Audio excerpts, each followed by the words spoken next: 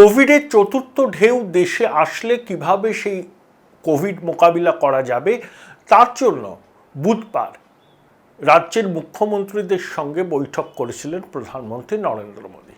সেখানে 6 থেকে 12 বছর বয়সী বাচ্চাদের টিকাকরণের উপর জোর, বুস্টার ডোজ দেওয়ার ক্ষেত্রে গুরুত্ব আরোপের পাশাপাশি যেটা নিয়ে রাজনৈতিক বিতর্ক শুরু হয়েছে যে পেট্রোপণ্যের মূল্যবৃদ্ধির দায় কার্যত রাজ্যগুলোর ঘাড়েই নাকি চাপিয়ে দিয়েছেন প্রধানমন্ত্রী নরেন্দ্র মোদী।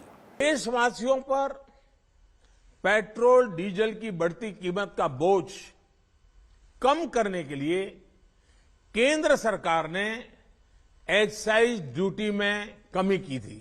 गुजरात और कर्नाटक के पड़ोसी राज्यों ने टैक्स में कमी न करके इन 6 महीनों में 3,500 करोड़ रुपए से लेकर के 5,500 करोड़ रुपए तक अतिरिक्त राजस्व कमा लिया। कुछ राज्यों ने बात को माना, कुछ राज्यों ने नहीं माना। अब कई राज्य जैसे महाराष्ट्र, पश्चिम बंगाल, तेलंगाना, आंध्र प्रदेश, तमिलनाडु, केरला, झारखंड, किसी न किसी कारण से उन्होंने इस बात को नहीं माना और उनके राज्य को, नागरिकों को बोझ कंटिन्यू रहा। मैं इस बात में नहीं जाऊंगा कि इस दौरान इन राज्यों ने कितना रेवेन्यू कमाया, लेकिन अब आपसे मेरी प्रार्थना है कि देश हित में आप पिछले नवंबर में जो करना था, 6 महीने डिले हो चुका है, अब भी आप अपने राज्य के नागरिकों को वैट कम करके इसका बेनिफिट पहुंचाइए। मैकेनिज्म का साथ में उन्होंने कहा कि पेट्रोल डीजल का जो भाव बढ़ा है, डोमेस्टिक गैस पूरा स्टेट को ऊपर में उन्होंने दे दिया कि स्टेट को ही कमाना है। स्टेट कैसे कमाएंगे? कमती करेंगे? आपने पूरा बढ़ा दिया। आपने कितना इनकम किया वो कभी देखा?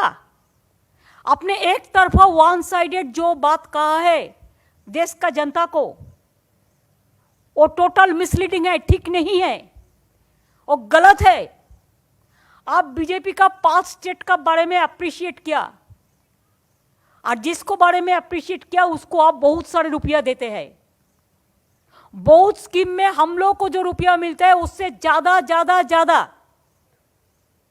50% मोर रुपया आप उसको उनको देते हैं। तो उनको तरफ से 4,000-5,000 करोड़ रुपया देना कोई बात नहीं है। वो 4,000 देते हैं तो आप उसको 40,000 देते हैं। आज जो स्टेट का नाम आपने बताया, चाहे महाराष्ट्र हो, चाहे तमिलनाडु हो, चाहे राजस्थान हो, चाहे बंगाल हो, चाहे केरला हो, चाहे आंध्र प्रदेश हो, चाहे तेलंगाना हो, सबका बारे को मेरे को इतना पता नहीं है।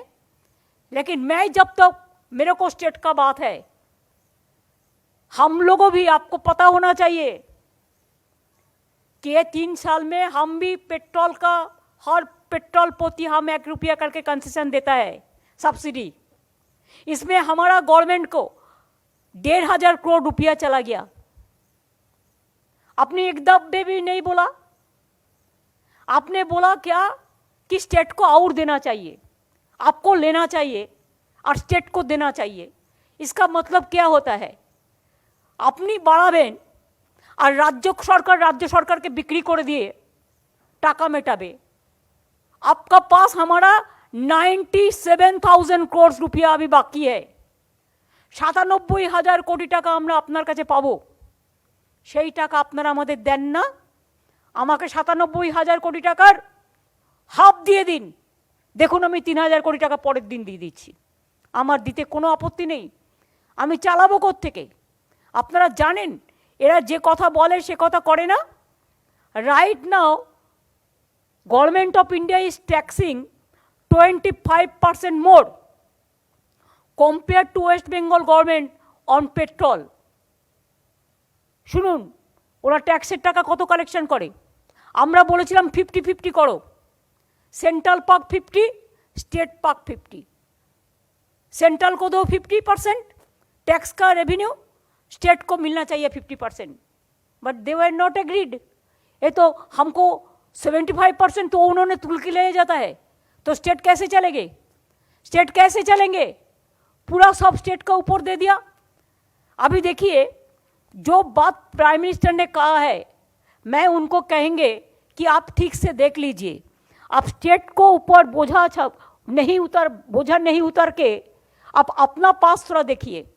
अपना पास क्या किया आपने? टोटल रेवेन्यू कलेक्शन कितना किया? आप 2014 से प्राइम मिनिस्टर है, 2014 टू सितंबर 2021 आपने कितना रुपया कमाया इससे? এবার আসে একটা পরিসংখ্যানে। পেট্রোলের উৎপাদন খরচ পরিবহন সহ লিটার প্রতি 61 টাকা 32 পয়সা। ডিজেলের ক্ষেত্রে পরিবহন সহ উৎপাদন খরচ 61 টাকা 60 পয়সা। পেট্রোলের ক্ষেত্রে কেন্দ্রীয় সরকার উৎপাদন শুল্ক নেয় 27 টাকা 90 পয়সা, আর ডিজেলের ক্ষেত্রে নেয় 22 টাকা 80 পয়সা। পেট্রোলে রাজ্য সরকার ভ্যাট নেয় 22 টাকা 30 পয়সা, আর ডিজেলে নেয় 14 টাকা 18 পয়সা। পেট্রোলের কমিশন ডিলারদের থাকে 3 টাকা 60 পয়সা, আর ডিজেলের থাকে 2 টাকা 25 পয়সা। আমার যদি ফিগারে একটু এদিক ওদিক হয় মার্জনা করে দেবেন। এই নিয়ে কলকাতায় পেট্রোল এখন 115 টাকার ঘরে, আর ডিজেল 100 ছুঁই। নভেম্বর মাসে কেন্দ্রীয় সরকার পেট্রোলে উৎপাদন শুল্ক 5 টাকা এবং ডিজেলে 10 টাকা কমায়, এবং কিছু বিজেপি শাসিত রাজ্য তখন তাদের উপর ভ্যাটও কমিয়ে দেয়। এখানেই প্রধানমন্ত্রী কালকে বলেছেন যে মহারাষ্ট্র, অন্ধ্রপ্রদেশ, তেলেঙ্গানা, পশ্চিমবঙ্গ ইত্যাদি রাজ্য, ঝাড়খণ্ড ইত্যাদি রাজ্য যেখানে বিজেপি ক্ষমতায় নেই, সেই সব রাজ্যগুলো কিন্তু মানুষকে সুরাহা দিচ্ছে না ভ্যাট না কমিয়ে। অন্যদিকে বিজেপি শাসিত রাজ্যগুলো ভ্যাট কমিয়েছে, কমিয়ে মানুষকে সুরাহা দিচ্ছে। এখন বিরোধীরা রেড়ে করে উঠেছেন। মমতা বন্দ্যোপাধ্যায় বলেছেন যে আমাদের বলবার সুযোগই না দিয়ে প্রধানমন্ত্রী একতরফা বলে গেছেন। রাজ্য নাকি প্রায় 97,000 কোটি টাকা কেন্দ্রের কাছে দেয়, সেই টাকা যদি রাজ্য দিয়ে দেয় তাহলে আগামী 5 বছর এই ভ্যাটটাটি নাকি থাকবে না বা বাড়বে না অন্তত। মহারাষ্ট্রের মুখ্যমন্ত্রী উদ্ধব ঠাকরেও বলেছেন প্রায় 23,000 কোটি টাকা কেন্দ্রের কাছ থেকে বকেয়া আছে, সেই টাকা কেন্দ্র দিচ্ছে না।